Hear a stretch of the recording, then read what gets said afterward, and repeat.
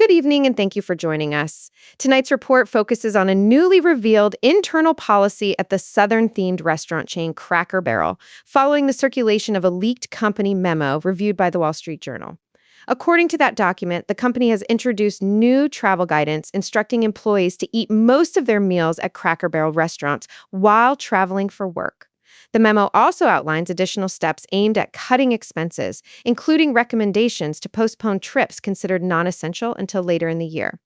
The development comes as the company works to control spending after reporting declining sales at the end of 2025, and it has drawn attention because of how directly it steers employee dining choices toward the company's own location. The reported policy highlights a broader shift in how corporations are reassessing business travel. As work trips resume following years of pandemic-related disruption, many companies have begun tightening budgets and placing closer scrutiny on expenses that were once viewed as routine benefits of corporate life.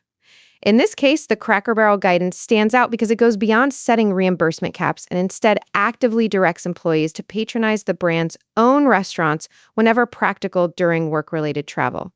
Newsweek has stated that it contacted Cracker Barrel by email seeking comment on the memo and the reported policy, but the company has not issued a public response. The document seen by the Wall Street Journal reportedly explains that staff members traveling for business are expected to dine at Cracker Barrel locations for all or most of their meals, provided that location and scheduling make this feasible.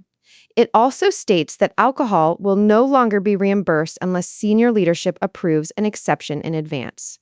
These instructions were shared alongside a wider effort to curb travel spending across the organization, with guidance encouraging employees to delay trips deemed unnecessary until later in the year.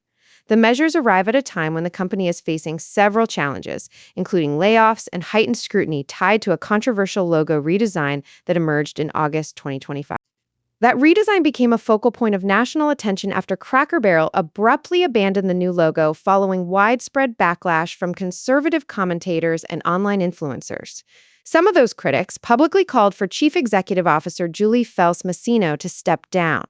The updated branding had removed the long-standing old country store imagery that had been associated with the chain, and the change prompted criticism from across the political spectrum.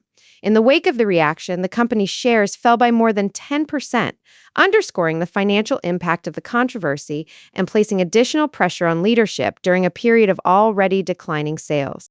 The new travel and dining guidance has therefore surfaced against a backdrop of cost controls, public criticism, and efforts to stabilize performance. The article notes that the move has attracted interest precisely because it reflects how far some companies are now willing to go in regulating everyday expenses connected to work travel. What was once considered a modest perk, corporate dining and travel flexibility, is increasingly subject to strict oversight, particularly as organizations look for ways to reduce spending in uncertain economic conditions. In an internal message cited in the reporting, the company emphasized that employees should eat at a Cracker Barrel restaurant for all or most meals while traveling whenever it is practical to do so, taking into account their location and schedules. The same coverage also referenced comments previously given to Newsweek by public relations strategist David Johnson in connection with the logo controversy. Johnson said that reversing the branding change was a positive first step, but argued that the company still faced ongoing challenges reflected in its sales figures. He stated that, in his view, the business would need to reassure customers that it understood their anger and would avoid dramatic changes in the future, adding that executives should visit locations nationwide, listen to customers, and apologize for what he described as the fiasco. Johnson further said that the company should re-emphasize its history and reconnect with its core audience, and that the process of fully winning customers back and moving forward could take a year or longer. While those remarks addressed branding rather than travel policy, their inclusion in the coverage places the leaked memo within a larger narrative of internal adjustments and public-facing decisions made by the company over the past year. The article also points out that Cracker Barrel has not publicly commented on the dining guidance itself. It remains unclear how strictly the company plans to enforce the policy or whether the rules might be revised if the company's financial outlook improves later in the year. This first look at the situation outlines the central elements, now drawing attention: a leaked memo, a push to limit travel costs, instructions directing employees to dine at company restaurants, and the broader financial and reputational pressures facing the chain after declining sales and a high-profile branding reversal. In the next part of our report, we will move deeper into the details presented in the article, examining more closely how the policy was described and the context in which it emerged.